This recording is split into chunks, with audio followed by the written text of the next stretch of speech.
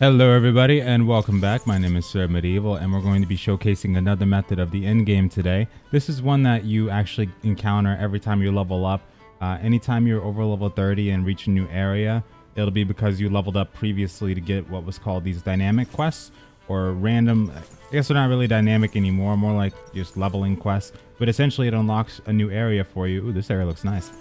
And you have to do a certain quest, an event, all in one before you're able to actually access the quest for the area. So that's exactly what we're going to do right now.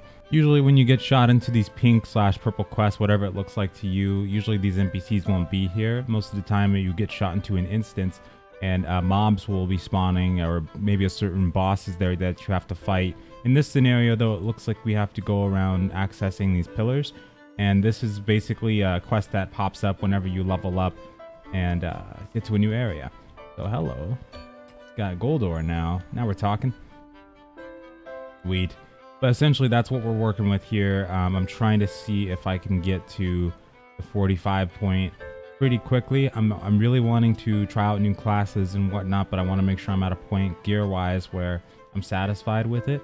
But the main thing too is I'm really excited for new classes. I hope that they still consider doing that, even though I know that they probably have been working on removing the gender lock, and that's probably been taking up all their design time in terms of the character stuff.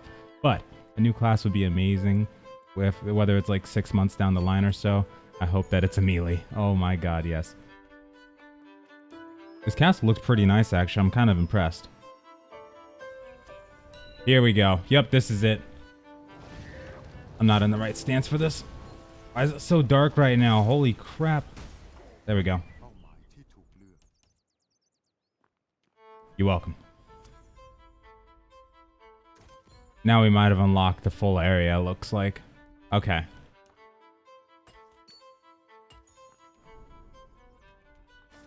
Now let's go check this out. I like that they got practice dummies in there too. You know what? I don't recognize this area. I know that in the in-game zone, around the level 700 eye level gear score area, you actually have to go to a castle that's floating in the sky, and it looks like what is that? Interesting. Hold on. And it looks like it's lore related in that castle over there in the Lost Land, but this area I don't recognize. I think this might be, it could either be like a I don't know, maybe a Solemn Empire kind of area, which if you don't know, the Solemn Empire is basically formed from the Ontari and the Vulpin early on, but that's going into lore stuff. But I don't recognize what this is, actually. Ah, never mind it. Okay, let's get back to the quest. So immediately after we complete that quest, we'll be able to access the quest of that area and start doing those. You'll start out with the green quests, and then after you do those, which give you the majority of the experience, then you get to do the blue quests. We'll go ahead and do that now. Area unlocked. See? There we go. So now we unlock this area, so these green quests are probably going to give us the majority of our starting experience. When you get to like level 43, for instance, these green quests are supposed to give you crap ton of XP, but they're probably only going to get me to like, I'd say about probably like 10%, even that, if even that. And then the rest of the way you basically have to grind your butt off. So we'll see what happens here. They should give a crap ton of XP though. Let me see if I can take a look at how much just exactly we're going to be getting from this here. Yeah, like usually we get about 100k plus experience from a quest. These ones are going to give 464,000. So that's a good example of, you know, how high these quests are going to be. Also, when you do complete an area for quests, what happens is the blue quests that I was telling you about, they turn into dailies, repeatables. So you can do those every day for similar experience to what you got originally as the blue quest. You can do those every day to kind of give yourself a boost of XP so that you don't have to worry about just senselessly grinding all day. If you want to, you can just go back to like the last area that still gives you decent XP and just do those repeatable quests instead. And then you're good to go. But right now it looks like we should be okay. I think I grabbed all of these quests. This is also what's called doing the base secure quest. Basically, when we took all of these quests here, the base secure one was started. And essentially wants me to complete all the quests given to me by those quest givers.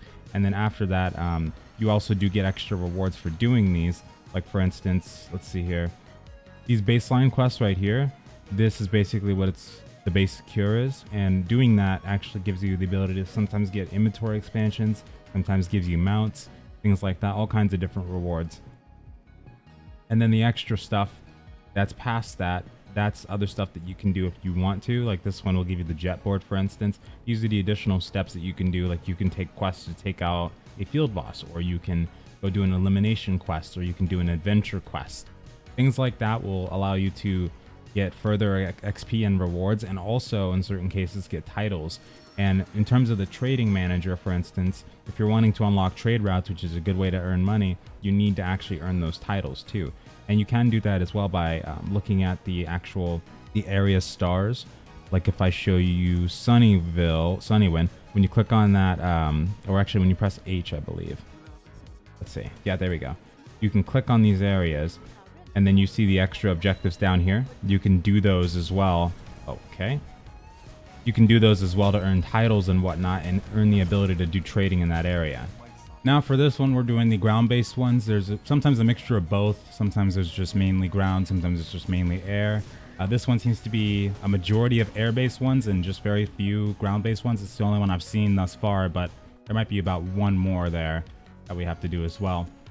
And then like I said before, once you're done with these green quests and you get the majority of the experience for these quote-unquote main-like quests, then they turn into blues, which you can do those initially for the blue rewards.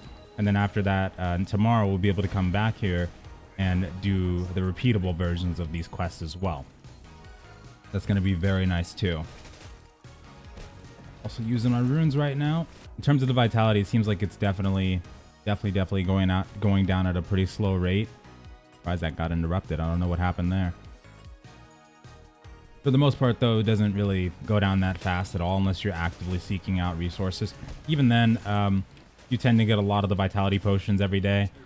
I've just been stockpiling them up at this point because I just seem to get quite a few of them. But it's been pretty good. Let me see if there's another ground-based one here. There is another green quest right there, it looks like. Lost Suspicion. And it looks like that's air-based. That's also air-based. So yeah, majority of them in this area looks like to be air-based, which fighting in the air on the mage is just like the most annoying thing for me. I hate it so much. It's except if it's on an airship itself, but like the flying mount itself is just really clunky feeling to me when doing it on the elementalist.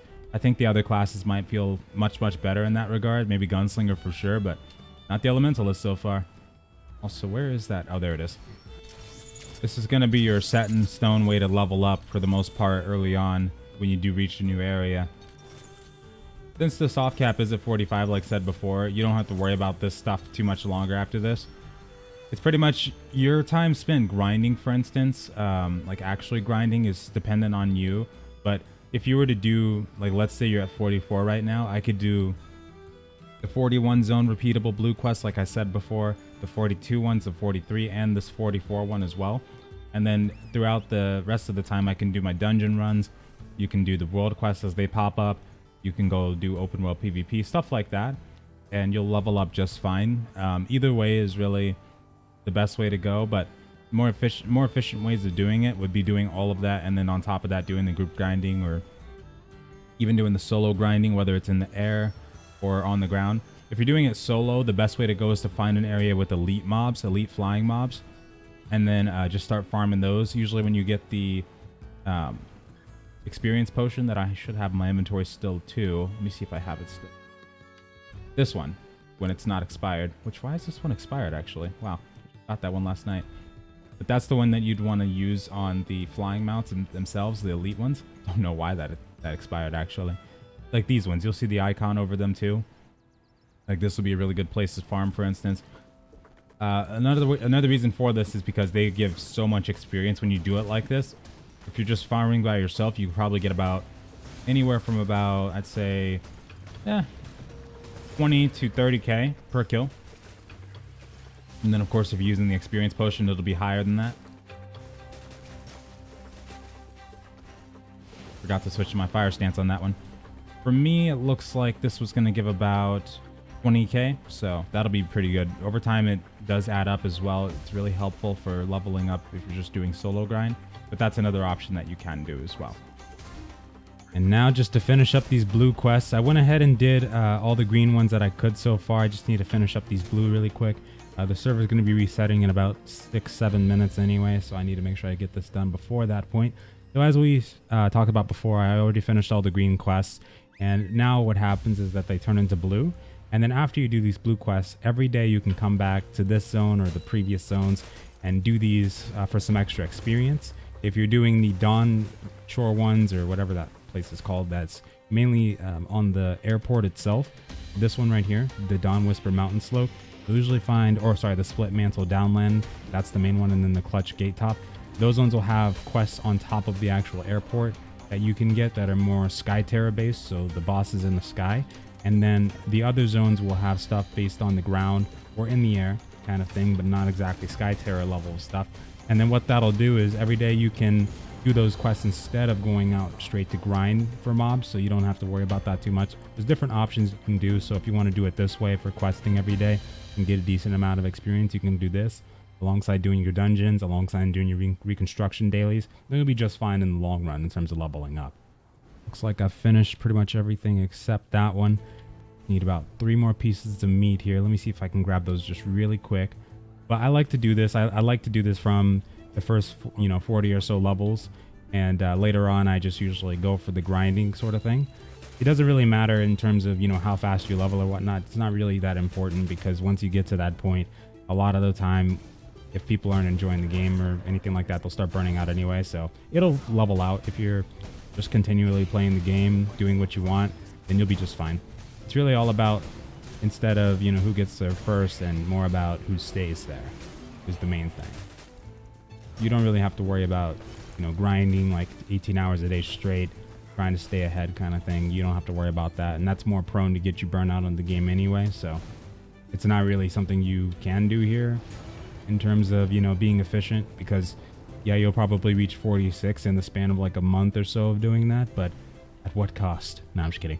You're just gonna grind your eyes out, and it might not even be worth it in the end, honestly, because once they release that content and make it easier for everyone to level up, they'll just be right there with you like immediately. So you don't have to worry about doing that as like a necessity sort of thing. More important is the gear, and more important is also just enjoying the game and sticking with it to get to that point of the new content and being able to experience it. So you'll be all right in the long. Now we just turn these in and we're good. Okay, apparently I had more blue quests to do even. I didn't see those. I think I got rid of those earlier today though while I was doing other quests. Yep, and here we go. Might get about 15% from this. Perfect. Yep, and that's basically it. That's all that you really need to do in terms of that. And then every day you'll see repeatables here as well, like I said before. So that's one of the other methods of doing stuff at Endgame, but hopefully you enjoy. And good luck out there, folks. Thanks so much for watching. I'll see you next time. Later.